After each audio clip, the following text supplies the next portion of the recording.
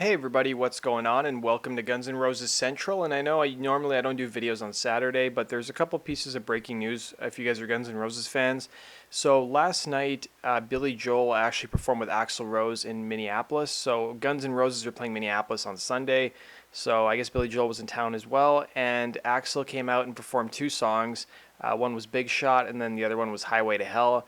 Now, Billy Joel's performed Highway to Hell, in some of his concerts. Usually, I think one of his techs, his guitar tech, comes out and will actually perform the song on vocals. But because Axl was around, he performed it, and he sounded really good on it. And I know this isn't the first time this has happened. So earlier this year, it was around May, middle of May. Billy Joel was playing Dodger Stadium, and Axl came out again and performed the same two songs with Billy Joel. So it looks like they have a good friendship, and maybe Axl will be making some more appearances with Billy Joel if they're in the same city or in the same space. We've had Angus Young from AC/DC join Guns on stage on numerous dates, across Europe as well as at Coachella. So there's some videos on YouTube if you guys want to check it out. And you saw some photos backstage, of course, about Axl.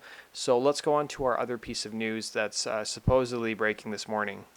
So this story is courtesy of Alternative Nation, and this is just a rumor, guys. I would not say that this is true. It may be just a mistake, but Live Nation is actually hinting that Guns N' Roses may be retiring. So this is the ad on their website when you try to go buy tickets. It says the Not in This Lifetime tour is coming. Don't miss out on their legendary last tour. Now, of course, there's been no mention by Guns N' Roses about this being their last tour. And maybe it's just a mistake by somebody who was, updating the website. I think maybe it's purposely being done too because the ticket sales in some of these cities are not doing so well, and maybe they're trying to boost ticket sales. But at the same time, if this really was Guns N' Roses' last tour, don't you think they would actually talk about it and they'd actually advertise it just like, a lot of bands do? And then that way the ticket sales would actually, go up in a lot of these markets where they're struggling.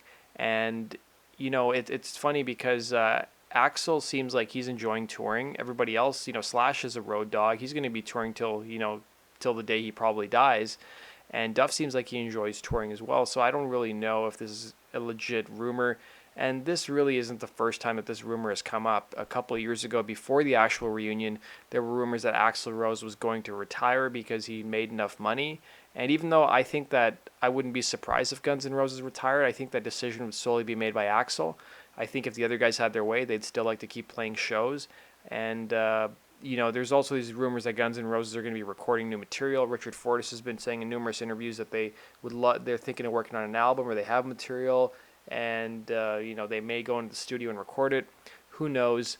But let's talk about the old rumor that happened a couple of years ago. So the rumor a couple of years ago was actually started by Radar Online. So there were rumors that Axl, following the Vegas shows in 2014, was going to call it quits.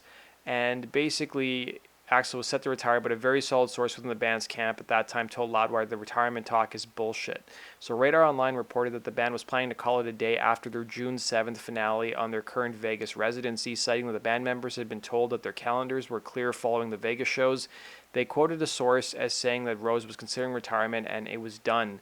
And then even Guns N' Roses came out themselves and chimed in with a clever tweet saying, GNR fans sure have a radar for BS.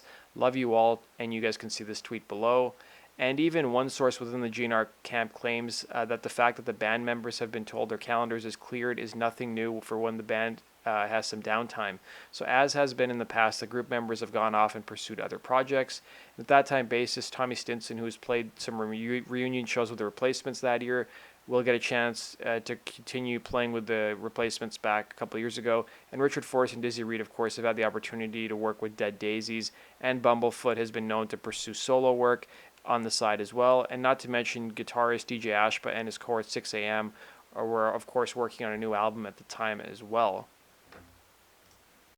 And then this isn't the only retirement rumor linked to Guns N' Roses. Back in September of 2015, Slipknot's Corey Taylor said he would retire from touring if classic Guns N' Roses lineup reunited.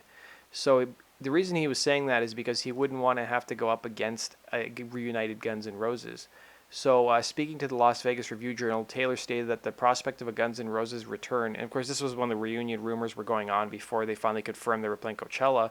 He said, I will believe it when I buy a ticket, but let's put it this way. Because nobody gets more excited about the thought of an Appetite for Destruction lineup coming back together That would be, I mean, there you go. I mean, dude, I would retire from touring because I wouldn't want to go up against that. You know what I'm saying? And then I would follow them like a deadhead. Like I would go to every show, but that's only if it's Appetite's lineup, or even if it's those guys with drummer Matt Sorum instead of Steven Adler, because I know Steven has some physical issues, but he can still play. I've seen him play. He can jam, dude. The dude knows how to pound. He also continued that Appetite for Destruction, top to bottom. Yeah, it's one of those albums that you cannot listen to and go, holy shit. Like you put it in and you feel it. Even if you're not into the music, you feel it. There's something so dirty and so raw and so amazing about that album, and the songs are amazing. People like to talk about the production or the attitude. Those effing songs are ridiculous. It was one album that all my metal friends, my skater friends, my punk friends, all my hard rock fans could agree on. Taylor also recalls seeing Guns N' Roses open for Aerosmith in 1988, calling it probably one of the greatest concerts I ever saw in my life. He went on to say they were my Rolling Stones. He said they were my rock and roll band, and they will always be, even if Axl tries to kill the name. Now, even earlier in the year, Corey Taylor had some choice words for Axl. He was on Opie and Anthony's show, or I guess maybe it was Opie's show before, right after Anthony got fired, and he had some things to say about Axl. So apparently, there's a video of a caller yelling at Corey Taylor for saying some disparaging remarks about Axl Rose. So during his appearance on Opie Radio, a caller yelled at Taylor for an alleged incident where Slipknot singer put his testicles on Rose's piano at a festival that both bands were playing. So the call-in fan of Axl asked Taylor how he could do something to that, to which Taylor replied, knowing Axl, it's quite easy. The singer continued, I mean, anybody who makes the fans wait for 2 to 3 hours for him to go on stage, I have no respect for. And you guys can watch the video I've linked to down below. When the caller challenges Taylor, saying he is jealous and wishes he could be Axl Rose, Taylor says he loves GNR's music, then continues, but when you make your fans wait that long, I don't give an F what Hard On just said. Oh, we expect it? Well, you're an effing idiot, alright? Figure it F out. You know that there really are no original F and GNR members left because he made them wait 3 effing hours. You want an Appetite reunion?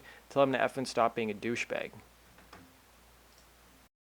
So Corey Taylor also tweeted out this photo in early 2017, campaigning for the original Guns N' Roses lineup to get back together and tour again and maybe record a new album like a lot of us want to see. Now, you guys may or may not know that Corey Taylor also auditioned for Velvet Revolver, and Slash has spoken about why, Corey Taylor wasn't a choice to be the next frontman for the actual band. So in a recent interview with Rolling Stone Australia, Slash opened up by saying that Slipknot and Stone Sour frontman Corey Taylor was the closest they've actually had to replacing Scott Weiland. He explained that why he wasn't right for the band, though. He said, I love Corey to death, but something about it was just a little too, what's the word for it? You know how Corey sings. It's a very macho kind of thing, Slash concluded. But it didn't have certain elements I thought it needed, so we just didn't go down that path. That was the closest so far. There was also rumors that the former Guns N' Roses members had auditioned Sebastian Bach for the band before they settled on Scott Weiland. He said, I love Sebastian, but it sounded like Skid and Roses. Slash continued, it was cool, but everyone who heard it would think, oh yeah, this makes sense. It's a little too predictable.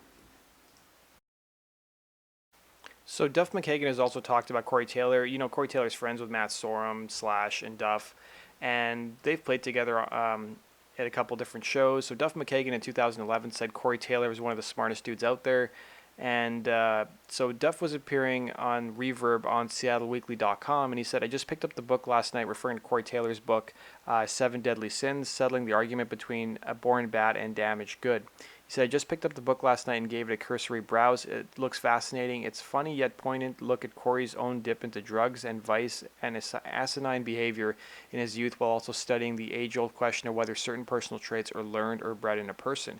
Corey Taylor is one of those people that just seems impossibly good at whatever he chooses to pursue, and I have no doubt that this tome will reflect this fact. I can't wait to see what Corey's version of sloth is. I shall report back to you all.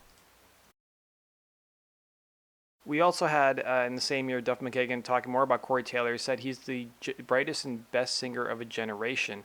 So Team Rocket conducted an interview with Duff McKagan shortly after his appearance on the Birmingham Guitar Show, and basically he was asked if he is sick of the persistent rumors of Slipknot's Corey Taylor being the new singer of Velvet Revolver, because there were pretty heavy rumors around 2011 that this was going to happen. And Duff said, I don't ever hear unless I am going out and doing press, because I don't go on blabbermouth.com or any of those other things that would expose me to such rumors. Duff added, Corey's the brightest and best singer of a generation, and I think he's killer, but I don't think Velvet Revolver is.